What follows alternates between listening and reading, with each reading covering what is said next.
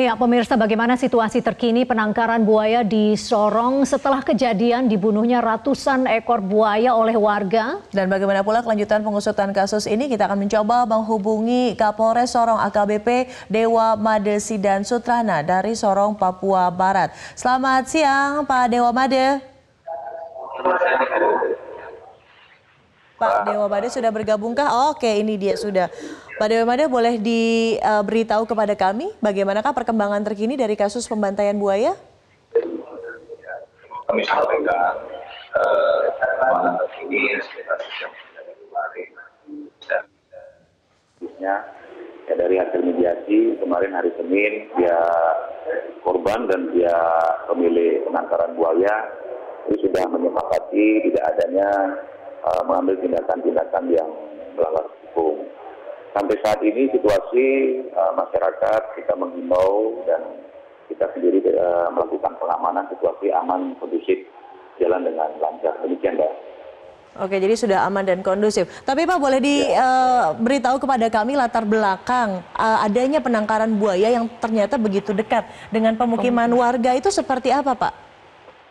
Ya, ini penangkaran ini sudah lama, ya, sudah lama berdiri, ya, dan perusahaan ini legal, dikantongi izin, diberikan izin oleh pemerintah. Kemudian disayangkan sekali, ya, mungkin musibah ini masyarakat mendatangi penangkaran untuk mencari rumput, kemudian tanpa seizin penjaga, ya, tanpa seizin penjaga, kemudian langsung diterkam oleh buaya. Kemudian kejadian ini sore pukul 4 tanggal 13 Juli 2018 karena kelalaian dari pihak perusahaan.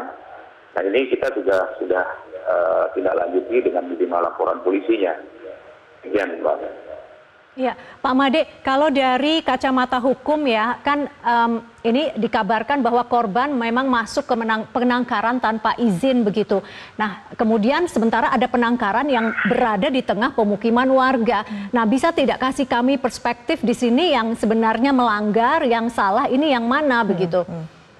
Nah, ini kita masih koordinasi dengan pihak LSDA. Yang memberikan izin ini kan dari KSDA, Mbak. Ya. Cuman kita dari proses kelalaian pemberian izin ini kita lakukan proses penyelidikan dan koordinasi dengan KSDA.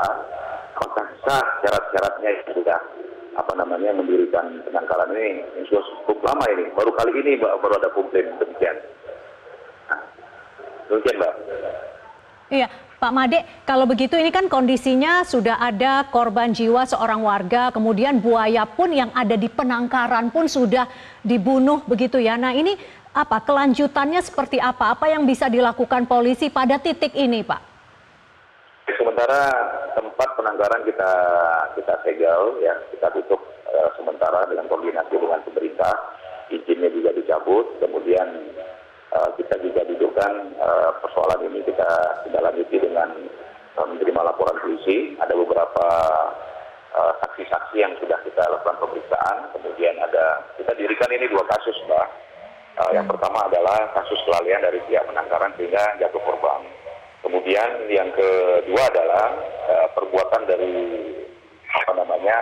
warga yang melakukan pengerusakan, kemudian melakukan pembantaian kepada buaya. Ini ada pasalnya dan undang-undang dan kita koordinasi juga dengan SDA. Ada beberapa saksi-saksi yang sudah kita lakukan pemeriksaan dan tersangka juga baru diduga, Mbak, ya, karena ini sifatnya spontanitas. Kita mencari bukti-bukti dan keterangan-keterangan yang lain berdasarkan video yang pada saat itu kejadian. Demikian, Mbak.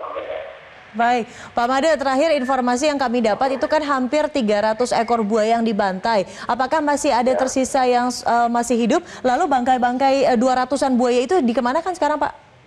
Kemarin kita kerjasama dan koordinasi dengan BKSDA, kita sudah lakukan penguburan dan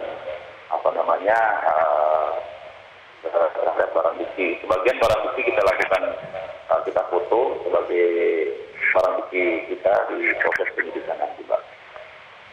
Baik, terima kasih, Pak Dewa Made Sidan Sutrana. Ya, terima kasih.